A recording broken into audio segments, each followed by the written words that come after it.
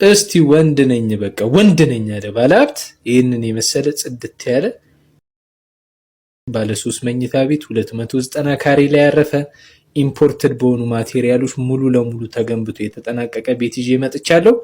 ወንድ ነኝ አለ ባለሀብት። ይህንን ቤት ይግዛና እስቲ እኔም ኮሚሽኔን ልብላ። ምንም እንከን የለውም።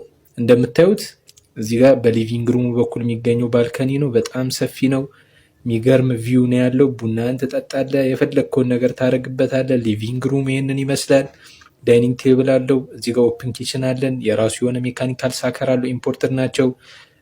ኪችን ካቢኔቱን በፈለግከው ከለር አማራጭ ማስገጠም ትችላለህ። ከዚህ በመቀጠል ወደ ማስተር ቤድሩሙ ነው የምንሄደው። ማስተር ቤድሩሙ 3 ሜትር ርዝማኔ ያለው የራሱ የሆነ ሰፊ ቁምሳጥን አለው። ቁምሳጥኑ ሲከፈት ይበራል።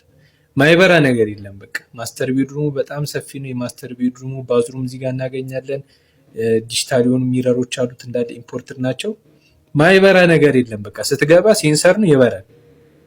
ሁሉም ነገር ነው የሚበራው። እዚህ ጋር ሻወር፣ ሽንት ቤት አለ። እዚህ ጋር በሊቪንግ ሩሙ በኩል የምናገኘው ባልከን ያለው የማስተር ቤድሩሙ ማለት ነው። ከዚህ በመቀጠል ወደ በኩር ልጅ የሚያርፍበት ወይም የሚተኛበት የሚያጠናበት የራሱ የሆነ መኝታ ክፍል ነው የምናገኘው። እዚህ ጋር የራሱ የሆነ ቁም ሳጥን አለው። መሀል ላይ የራሱ ጫማ የሚደረድርበት ሼልፍ አለው። ከዚች ጋር ደግሞ የተወሰነች የሚያጠናባት ስፔስ አለች። ሂሳብ ምናምን ሲያጨናንቀው ወጣ ብሎ በዚህ በባልኮኒ አየር ተቀብሎ ተመልሶ ወደ ጥናት መመለስ ይቻላል ማለት ነው። በጣም ሰፊ የሆነ መኝታ ቤት ነው። በቃ ትንሽ ነገር የሚባል ነገር የለም እዚህ አፓርትመንት ውስጥ።